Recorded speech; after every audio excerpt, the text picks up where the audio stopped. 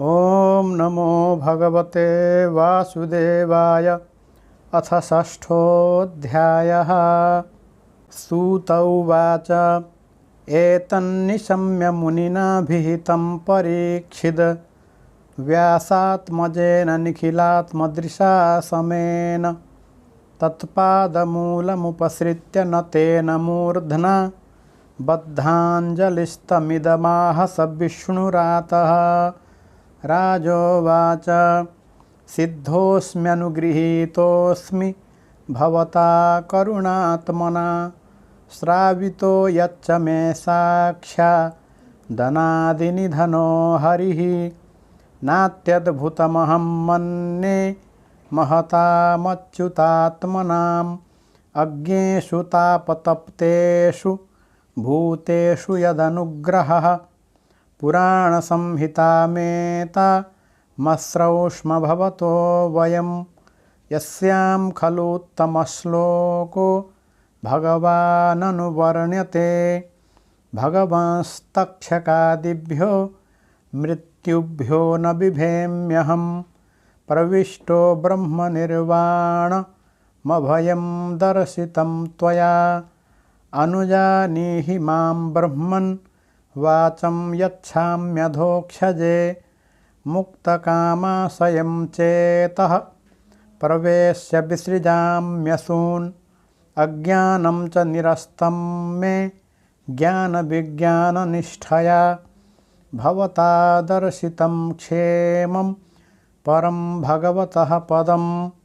सूत उवाच इत्युक्तस्तमनुज्ञाप्य भगवान् बादरायणिः जगाम भिक्षुभिः साकं नरदेवेन पूजितः। परीक्षिदपि राजर्षिरात्मन्यात्मानमात्मना समाधाय परं दद्ध्या वस्पन्दासुर्यथा तरुः। प्राक्कूले बर्हिष्यासीनो गङ्गाकूल उदङ्मुखः ब्रह्मभूतो महायोगी निःसङ्गश्छिन्नसंशयः।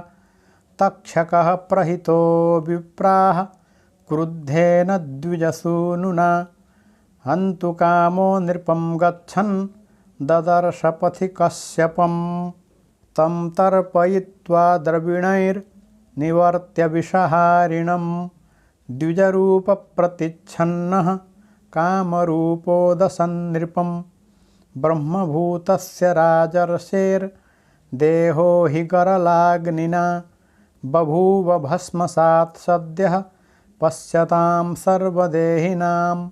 हाहाकारो महानासीद् भुवि खेदिक्षु सर्वतः विस्मिता ह्यभवन् सर्वे देवासुरनरादयः। देवदुन्दुभयो नेदुर्गन्धर्वाप्सरसो जगुः बभृशुः पुष्पवर्षाणि विबुधाः साधुवादिनः। जनमेजयः स्वपितरं श्रुत्वा तक्षकभक्षितं यथा जुहाव संक्रुद्धो नागान् सत्रे सह द्विजैः। सर्पसत्रे समिद्धाग्नौ दह्यमानान् महोरगान् दृष्ट्वेन्द्रं भयसंविघ्नस्तक्षकः शरणं ययौ।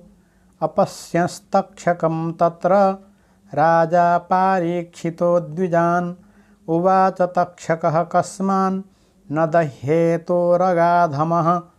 तं गोपायति राजेन्द्र शक्रः शरणमागतं तेन संस्तम्भितः सर्पस्तस्मान्नाग्नौ पतत्यसौ।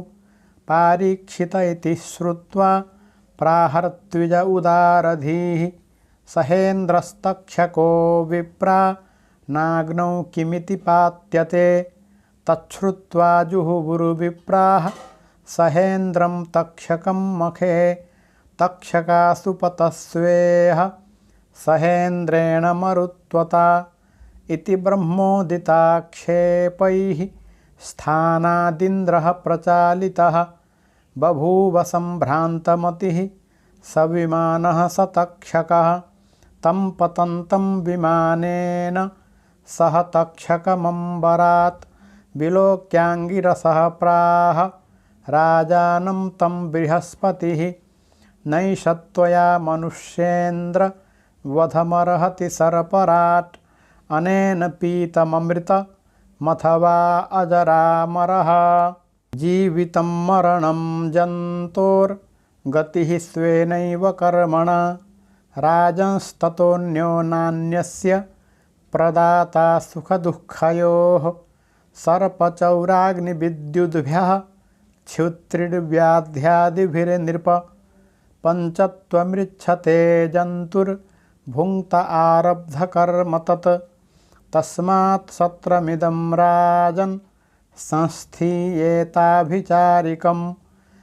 सर्पा अनागसो दग्धा जनैर्दिष्टं हि भुज्यते सूत उवाच इत्युक्तः स तथेत्याह महर्षेर्मानयन् वचः सर्पसत्रादुपरतः पूजयामास वाक्पतिं सैषा विष्णोर्महामाया बाध्यया लक्षणा यया मुह्यन्त्यस्यैवात्मभूता भूतेषु गुणवृत्तिभिः न यत्र दम्भीत्यभया विराजिता मायात्मवादे सकृदात्मवादिभिः न यद्विवादो विविधस्तदाश्रयो मनश्च सङ्कल्पविकल्पवृत्तियत् न यत्र सृज्यं सृजतो भयोः परं श्रेयश्च जीवस्त्रिभिरन्वितस्त्वहं तदेतदुत्सादितबाध्यबाधकं निषिध्य चोर्मीन् विरमेत् स्वयं मुनिः परं पदं वैष्णवमामनन्ति तद् यन्नेति नेतीत्यतदुत्सिशिक्षवः विसृज्य दौरात्म्यमनन्यसौहृदा हृदोपगुह्या वसितं समाहितैः तयेतदधिगच्छन्ति विष्णोर्यत्परमं पदम् अहं ममेति दौर्जन्यं न येषां देहगेहजम् अतिवादांस्तितिक्षेत नावमन्येत कञ्चन न चेमं देहमाश्रित्य वैरं कुर्वीत केनचित् नमो भगवते तस्मै कृष्णाय कुण्ठमेधसे यत्पादाम्बुरुहध्यानात् संहितामध्यगामि माम् सौनक उवाच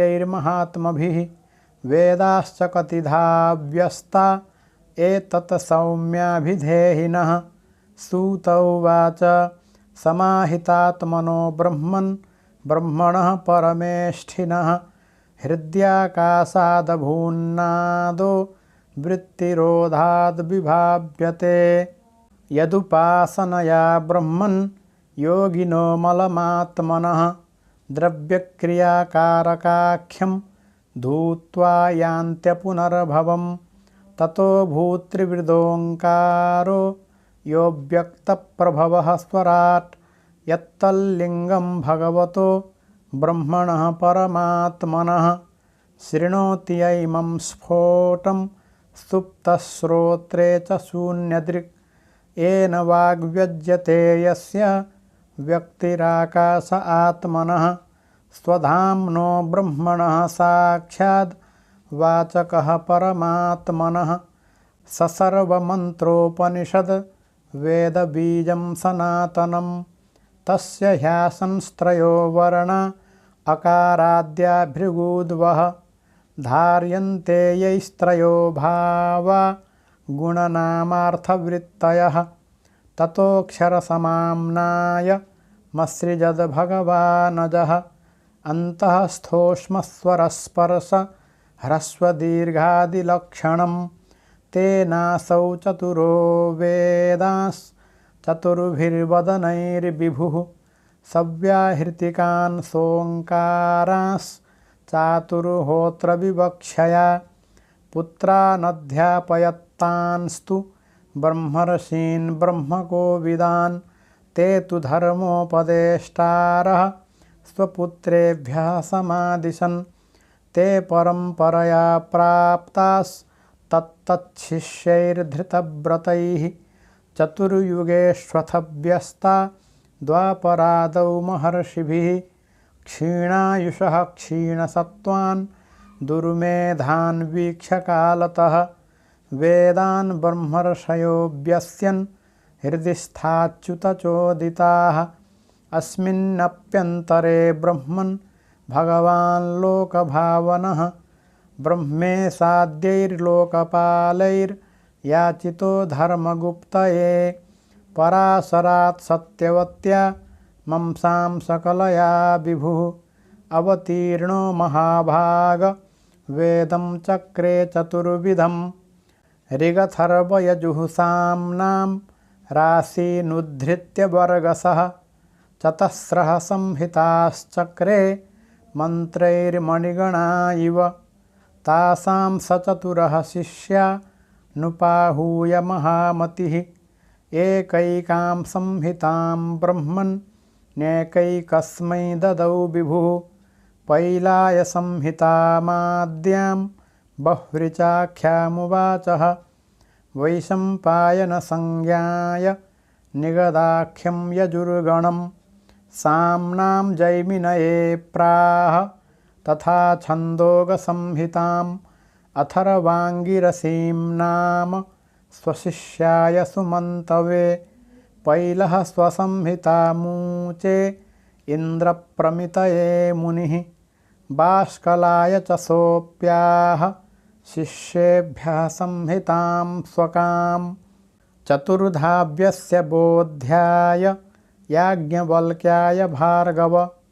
पराशरायाग्निमित्रे इन्द्रप्रमितिरात्मवान् अध्यापयत् संहितां स्वां माण्डूकेयमृषिं कविं तस्य शिष्यो देवमित्रः सौभरयादिभ्य ऊचिवान् साकल्यस्तत्सुतः स्वां तु पञ्चधाव्यस्य संहितां वात्स्यमुद्गलशालीय गोखल्यशिशिरेष्वधात् जातूकर्ण्यश्च तच्छिष्यः सनिरुक्तां स्वसंहितां बलाकपैजवैताल विरजेभ्यो ददौ मुनिः बाष्कलिः प्रतिशाखाभ्यो बालखिल्याख्यसंहितां चक्रे बालाय निर्भज्यः कासारश्चैव तां दधुः बह्व्रिचाः संहिता हेता येभिर्ब्रह्मर्षिभिर्धृताः श्रुत्वैतच्छन्दसां व्यासं सर्वपापैः प्रमुच्यते वैशम्पायनशिष्या वै चरकाध्वर्यवो भवन् यच्चेरुर्ब्रह्महत्यां हः क्षपणं स्वगुरोर्व्रतं याज्ञवल्क्यश्च तच्छिष्य आहाहो भगवन् कियत् चरितेनाल्पसाराणां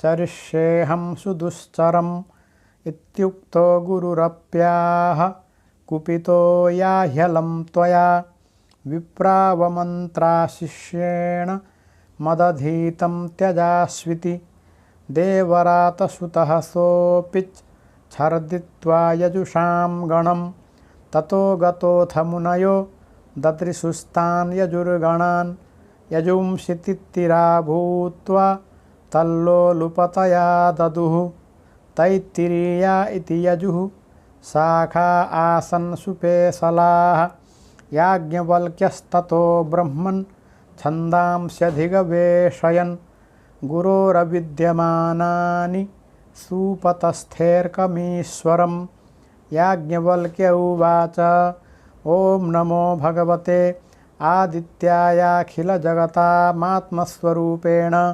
कालस्वरूपेण चतुर्विधभूतनिकायानां ब्रह्मादिस्तम्भपर्यन्तानामन्तर्हृदयेषु बहिरपि चाकाश इवोपाधिना व्यवधीयमानो भवानेक एव क्षणलवनिमेषावयवोपचितसंवत्सरगणेनापामादानविसर्गाभ्यामिमां लोकयात्रामनुवहति यदुहा वा विबुधर्षभ सवितरदस्तपत्यनुशवन महरहराम्नाय विधिनोपतिष्ठमानानामखिलदुरितवृजनबीजाबभर्जन भगवतः समभिधीमहि तपनमण्डलं य इह वावस्थिरचरनिकराणां निजनिकेतनानां मन इन्द्रियासुगणाननात्मनः स्वयमात्मान्तर्यामी प्रचोदयति य एवेमं लोकमतिकरालवदनान्धकारसंज्ञा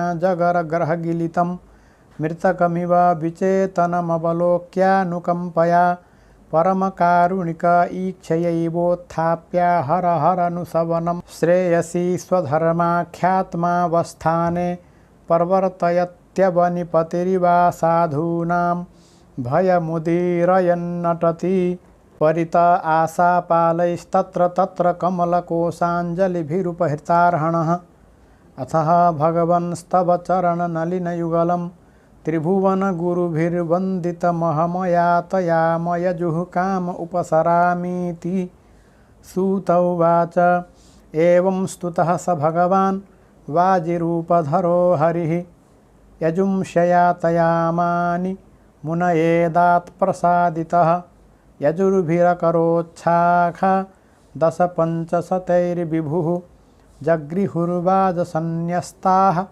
काण्वमाध्यन्दिनादयः जैमिनेः सामगस्यासीत् सुमन्तुस्तनयो मुनिः सुन्वास्तु तत्सुतस्ताभ्यामेकैकां प्राह संहितां सुकर्मा चापि तच्छिष्यः सामवेदतरोर्महान् सहस्रसंहिताभेदं चक्रे साम्नां ततो द्विजः हिरण्यनाभः कौसल्यः पौष्यञ्जिश्च सुकर्मणः शिष्यौ जगृहतुश्चान्य आवन्त्यो ब्रह्मवित्तमः उदीच्याः सामगाः शिष्या आसन् पञ्चशतानि वै पौष्यञ्जावन्त्ययोश्चापि तांश्च प्राच्यान् प्रचक्षते लौगाक्षिर्माङ्गलिः कुल्यः कुसीदः कुक्षिरेव च पौष्यञ्जिशिष्या जगृहुः संहितास्ते शतं कृतो हिरण्यनाभस्य 24 संहिताः शिष्य ऊचे स्वशिष्येभ्यः शेषा आवन्त्य आत्मवान्। श्रीमद्भागवते महापुराणे पारमहंस्यां संहितायां 12 स्कन्धे वेदशाखाप्रणयनं नाम 6ठोऽध्यायः।